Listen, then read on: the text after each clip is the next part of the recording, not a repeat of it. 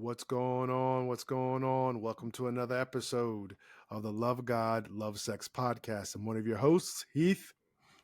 What's good, Heath? I'm Jamie. To everybody who's listening to us, what's good, y'all? How y'all What's doing? good? Yeah, what's popping? What's truly popping? Wow, what's popping? You taking it Oh yeah, back? for sure. My podcast be popping. Shout out to Wow. little mama. Yes. And I'm gonna do the old hmm dad joke, and these socials be popping as well. Check us out at Love God, Love Sex Pod, TikTok, YouTube, Google Podcasts, Spotify, Apple Podcasts, at Love God, Love Sex Pod. If you're on any of the audio platforms or YouTube, go ahead and subscribe. If you're TikTok, come on and follow us. And we're available on email, connected Love God, Love Sex Podcast.net. Always open to show ideas and suggestions. Today's topic: do women need social proof to date the men that they want to date? This conversation is inspired by the lovely podcast hosts over at Mean Girl Pod. For those who don't know, Mean Girl Pod is a podcast offered by Barstools. They're now in partnership with Wallow and Gilly as well. Check out Barstools, a popular sports media brand that has been doing the Mean Girl Pod for well over a year now with their two hosts. And they were having a very interesting conversation on the roof, I guess, of the Barstools headquarters, or maybe where they live. They were talking about, do women need to know that other women are attracted to the man that they want to have sex with, or the man they want to date, in order for that man to eventually be successful in the bedroom and also on in courting that woman. And the reason we're talking about this conversation today is because this is something similar to what Jay and I have noticed around the psychology of dating. So we've touched on the psychology of dating in various different episodes, certain particular perspectives that Jay and I have about what makes for a successful date, what makes for a successful progression to the bedroom, what makes for a good psychology post-sex, right? We talk a lot about aftercare, and that's all connected to the psychology of dating or the psychology of mating.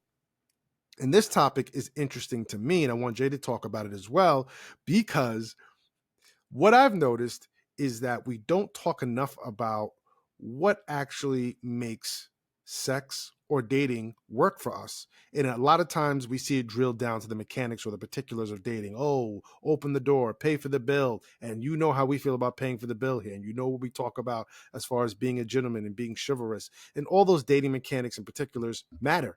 That's why we talk about them. But really getting into the psychology of dating has gotten big the last 20 years, especially with the rise of The Game by Neil Strauss. For those who don't know, Neil Strauss is a very, very famous journalist. He wrote, who's the very, very famous porn star from the 90s? Forgot her name right now. She was with Tito Ortiz for a second. Jenna Jenna Jameson. Jameson. He wrote her autobiography. Then he fell into the whole pickup artist community.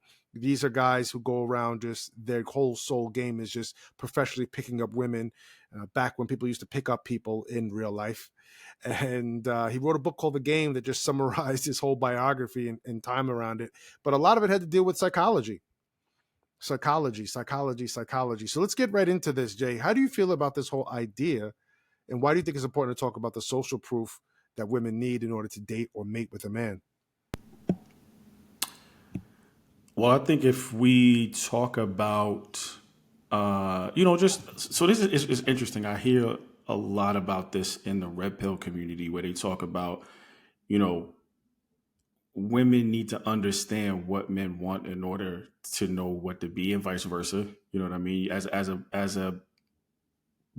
As a consumer, you need to know what you're consuming, and as someone who's selling, you need to know what your consumers want to buy, right?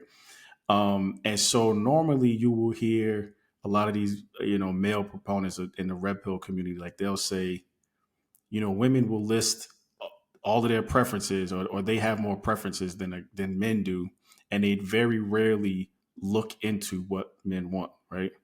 Um, but it's an overall conversation about this psychology. So we're talking about this because, like you said, it is important. And whether you're on the male or female side of the aisle, you really need to know what the other's looking for if you're going to be, in the market.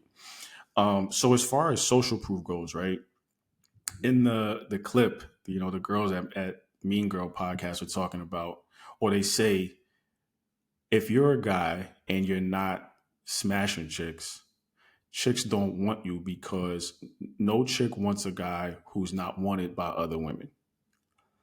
Um, Yes. it actually kind of goes hand in hand to what we talked about a few episodes ago, what Scott Galloway pointed out with this income inequality and on apps where you see 80% of women going for the 10% of men, right?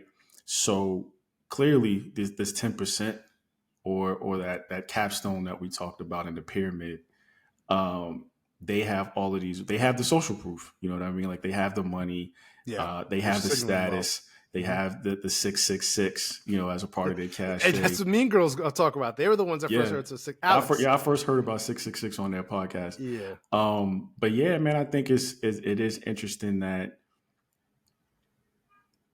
everybody, or at least what they're purporting, is that, you know, women normally go for the guy that other women are going for.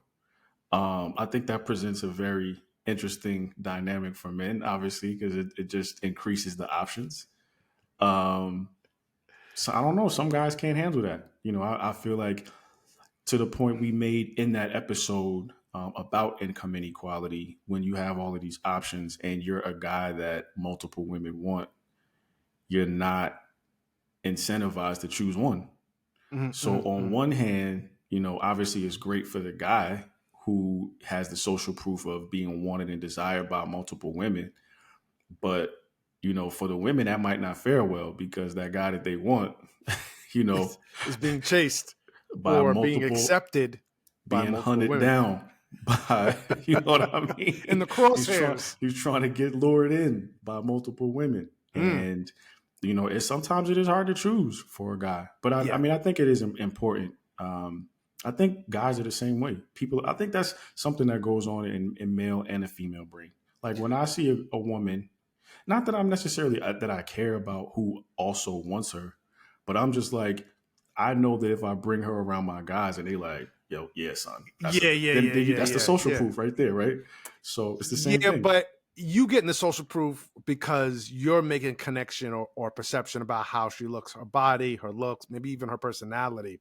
This is going to be somebody who's going to fit in. What they're saying is that the data has to be there. Kind of what we said in our whole episode about all boxes and created equal, where men are based off their performance in the bedroom. And that their performance in the bedroom is almost like a calling card or like a credit card that they can then say, oh, I have the black card. You know what I mean? I have the 666, or I'm known out here. Yeah, I'm known out here for orgasms. That is then going to open doors for women to say, okay. I remember rappers like Tupac, Eazy-E, especially in the early 90s, would brag in their lyrics, like basically saying, the way I bang this chick, she's going to go back and tell her friends, and then I could run through her friends. Well, this whole idea of performance.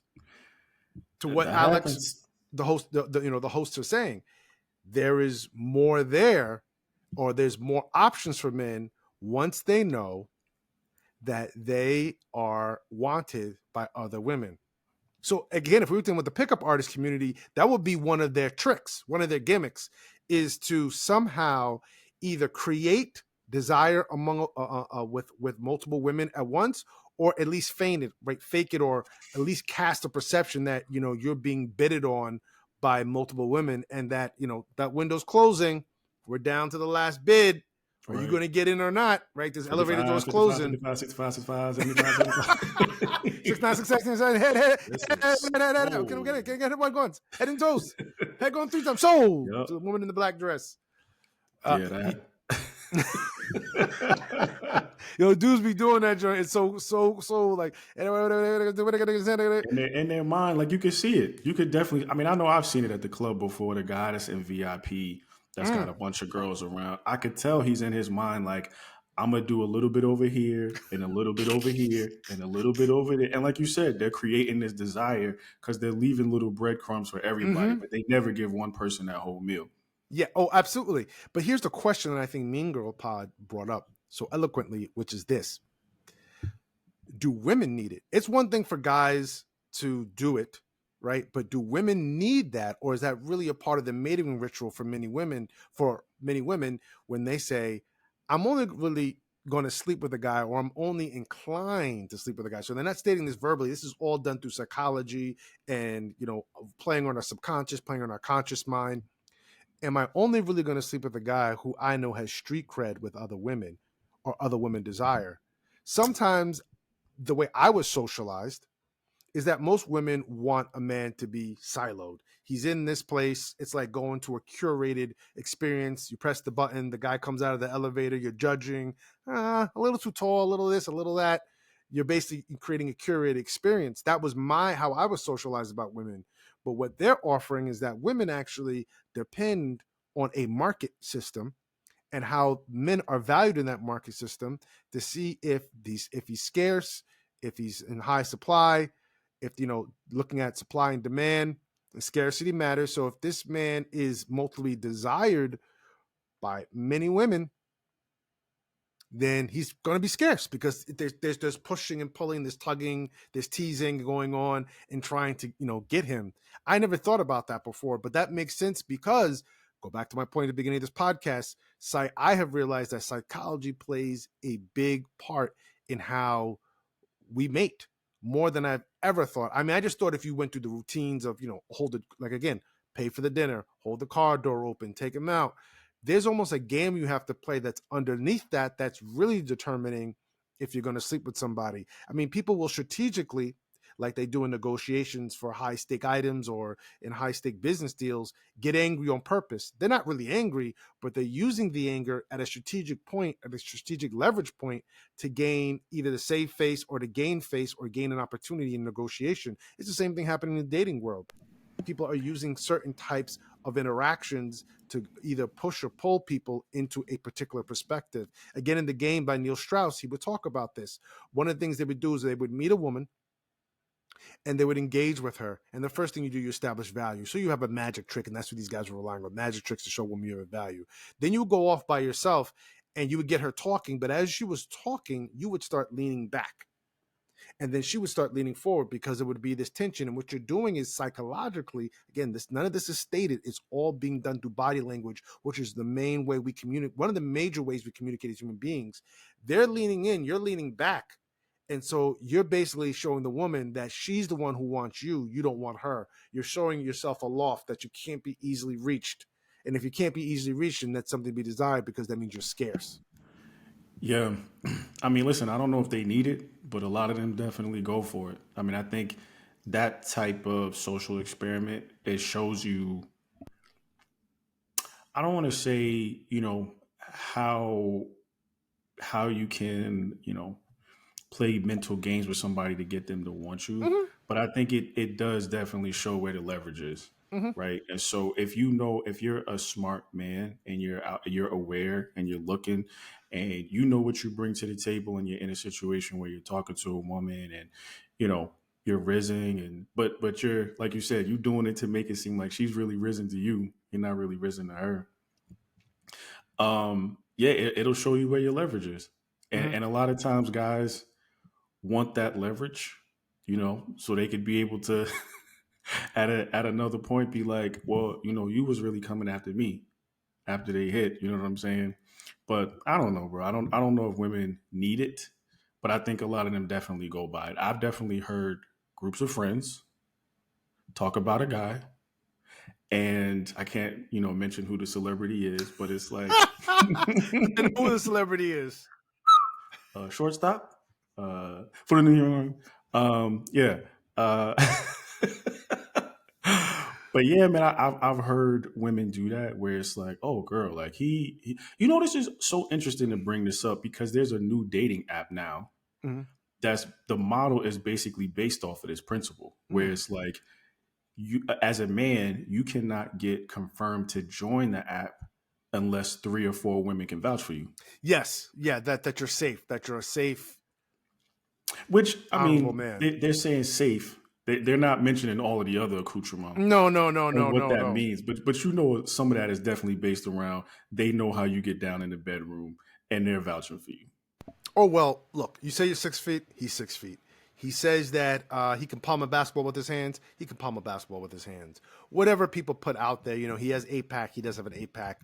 He does have a great job at Morgan Stanley. He's doing well at Brown Brothers Harriman or whatever these big boutique firms are across various industries. They're able to confirm all that. Again, goes back to Scott Galloway. And men who are successful online, courting and mating with women, they signal resources very well.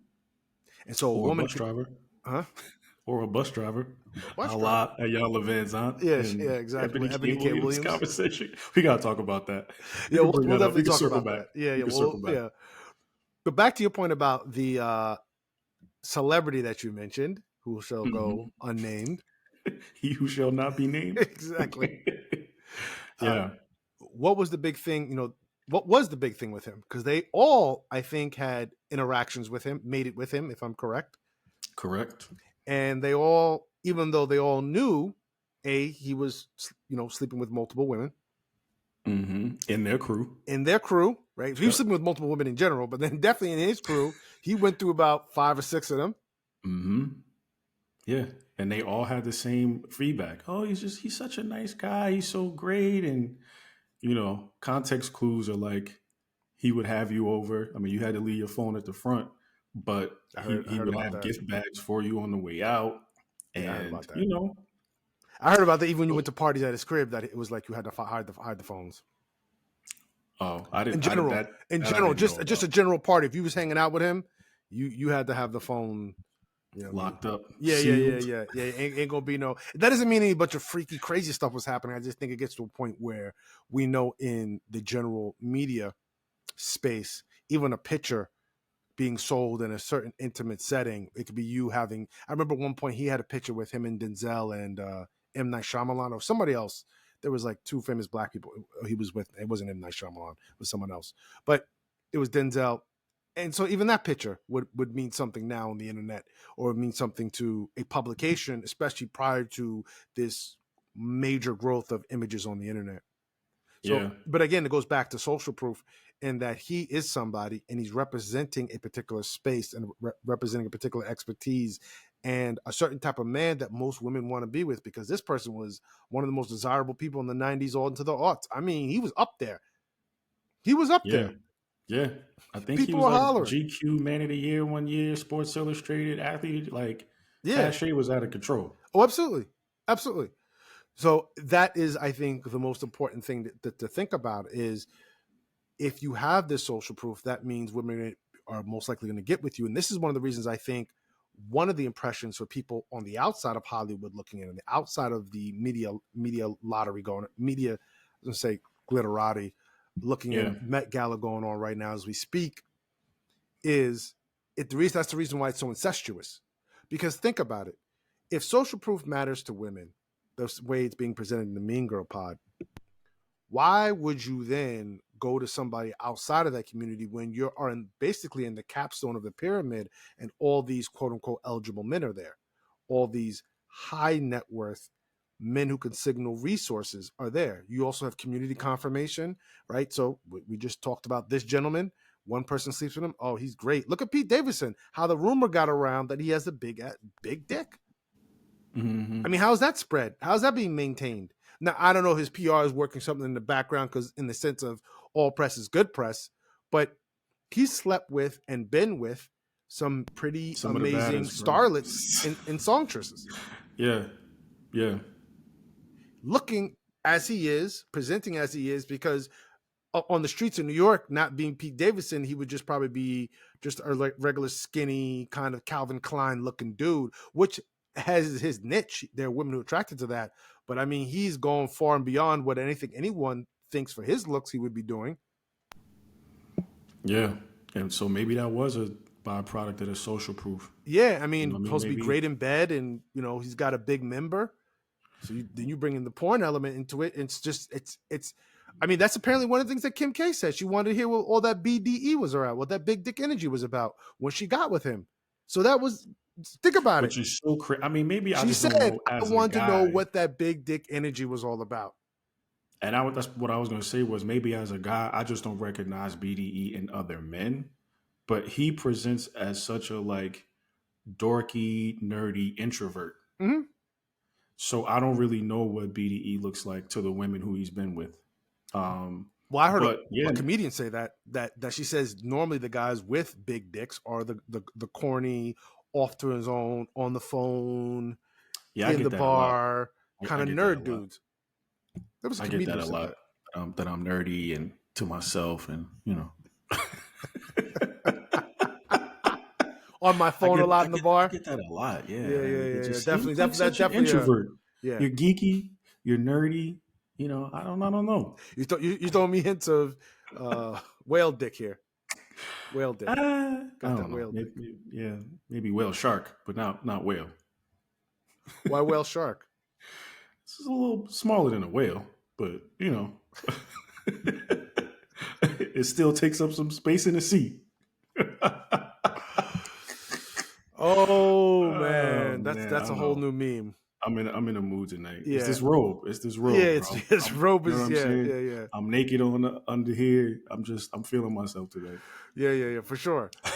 But just to loop back to that, I think that's going to something that just continues to lead, and so you have to have something for. But what was I found even more interesting about what they said, it wasn't that women had to be bragging about him as a person. They had to be bragging that or seeing that he's sleeping with a lot of women, Yeah. which is something I've wondered too. That if you're not sleeping with a lot of women, how women perceive you, because the guys, we don't really care. You're just out the game. You're not playing. So what do I care? That's less competition for me. But for women, again, I was socialized that most women would appreciate that, because that means you're siloed and you're untouched. Almost like the virgin kind of approach that men have sometimes for those who want virgins with women. But that doesn't matter. They actually want to see good quality use. Well, it's interesting. They talk about this on Fresh and Fit. I've heard this where if you're a guy and you sleep with a bunch of women, it shows that you have experience, because the thinking is people respect what's hard to get. As a woman, you get offered sex 20, 30 times a day. But as a man, you can't really Mm. close 20, 30 times a day. So people respect the guy who can do that a lot. Yes, because for him to watch, rinse, repeat, It's tough. that was yeah. I was just saying You got, to a friend of mine about performance. If a woman's rating you to another woman, yo, he's 9 out of 10 in the bedroom. Every woman knows you had to work for that 9. You didn't just show up and just say, okay, here I am. 1, 2, right. 3. Three Thank you pumps. for everything. Good. Yeah, thank you Yeah. for everything. Please leave a comment in the message box on your way out. Yeah, that didn't happen. You worked for that 9, that Yeah. 8, that 8 out of 10, 9. You worked for it. Yeah. And so I think women respect the fact that 9 means something, because you just didn't lay there and just show up. She knows she's not getting a guy who's going to be a pillow king, or a guy who's like going to be a 2-pump chump, as they say. Or You just relying on his size. He or just actually is doing something with it. Or he may just know his the tongue, his different fingers, his spots. caress, Exactly. the Yeah. psychology, how he made me feel before, during, and And afterwards. after. There Yep. was a Hmm. whole lot that went into. There was work that went into that 9. Yeah. That was a holistic experience that got you that 9. You didn't just get that straight off the dick game. Yeah, no, absolutely, no, absolutely. I don't care how good the dick game is. You Right. had to have extra there, and you hear that in women when they really do rate men. I've seen one porno star was talking about her sex with another entertainer, another actor, porn actor, and she said at the end of it, I cried, and he's like, "Well, what did that guy do?" He's like, "He did everything right. He did everything right. Mm. Everything." Mm. She's like, he just held me while I cried because he did everything right. And everything to me was not just a big dick in her, because that's her job. Right. That's her job. And everybody in her industry Yeah. is hung, right? So Yeah. that's not a deciding factor. It was that he did so much in the lead up, the actual lead up to the show, and then the post show credits. Right. So I And I think mean, when I'm women pretty hear sure. that a guy has, like they're saying fresh and fit, that makes sense. That makes sense. Wait a minute, this guy isn't just getting that because he just showed up and looked cute, or he showed up in the new Gucci this, or the G wagon, or whatever. He had to actually do something and be something for this woman to give that kind of rating and credit. Well, yeah. Not only that, it is that women appreciate the experience. You know what I mean? Like the fact that a guy has this experience in doing all of these things right with multiple women, and he can maintain that nine with all of these multiple women. That's something to admire. You know what I mean? Mm. It'd be easy for if I'm sitting in a group of guys and you know what I mean, a guy tells me, man, this girl gave good head. Most of the guys would be like, well, I mean, that's fairly easy. Yeah. You just put it in your mouth, swish it around a little Yeah, bit, yeah, yeah, yeah. Most guys are and happy. suck Yeah. and jerk, and guys are happy.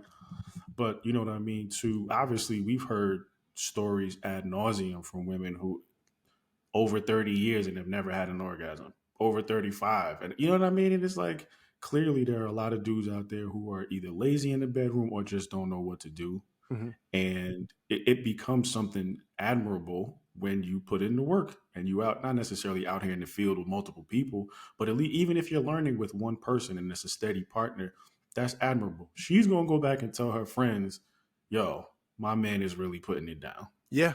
Oh, yeah, for sure. And when women say that, I know 9 times out of 10 they're not lying.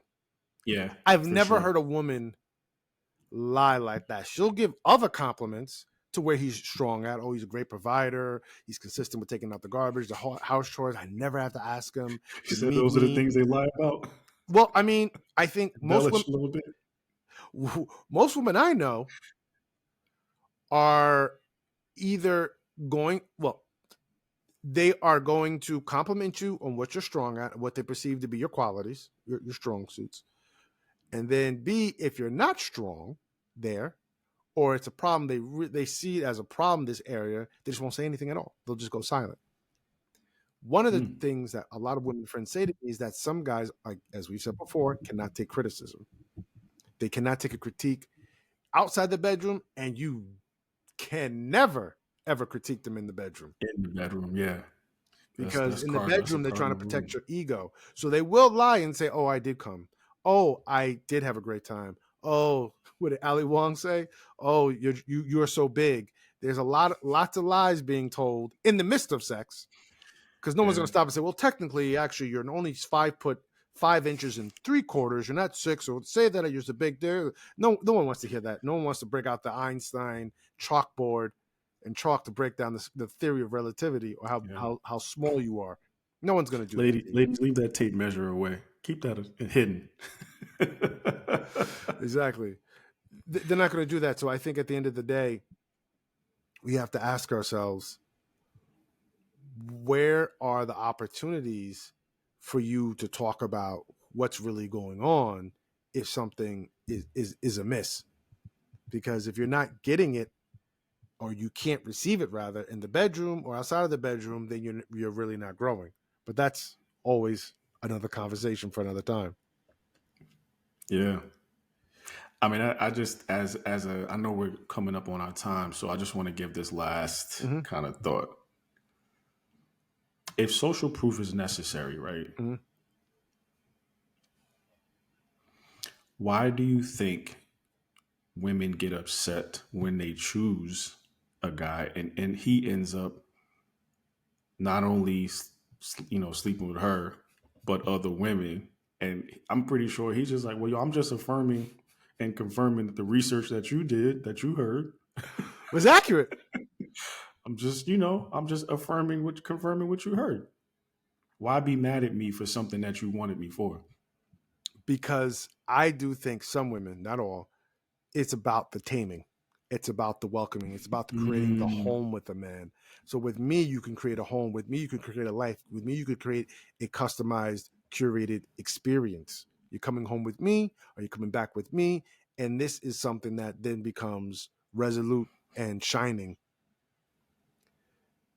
They're not thinking that, oh, well, he's just going to pick up and go down the block. Some women will do that, and they play the game just as easy as any man could play the game, or any player plays the game. Because men can be equally sensitive and as jaded and disillusioned as women can be, as we can see with the red pill community and other men. So men can be sensitive just like women can be sensitive. So let's just think about the mentality or the type of person.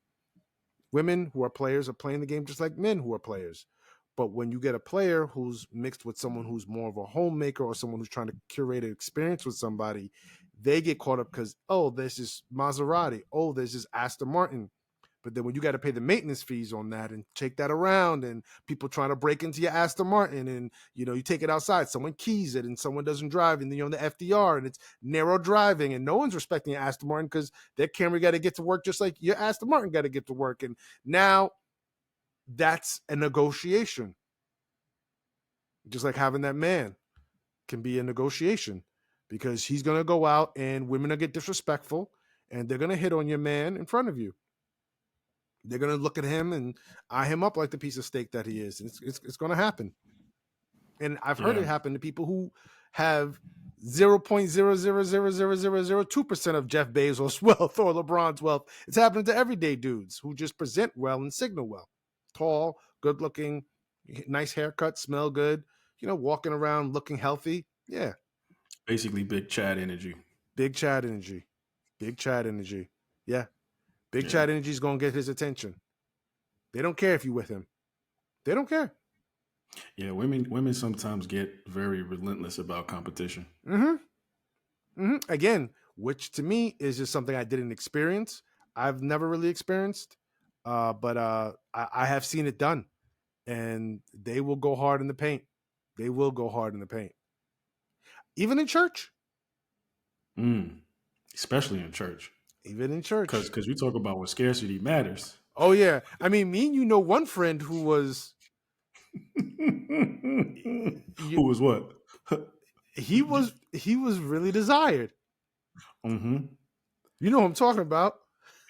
I don't. Are we talking about it, the actor? Are we talking about the usher? Are we which one are we talking about? We talking about the actor. I was talking about the person who works at independent schools. Played sports. It's not coming to me.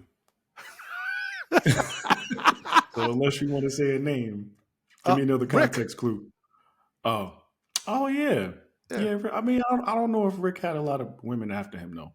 They were checking for him. I don't think he was entertaining it. Checking for him, but I don't know if they were after him. I mean, I think Son. he would probably say that happened more once he moved to Atlanta. It probably did. Like women were obviously a little bit more vocal and upfront. I mean, up here, I think that the dynamic is that women still, I think, kind of uphold that traditional role up north, where it's like, nah, you got to come talk to me. You got to come spit game to me.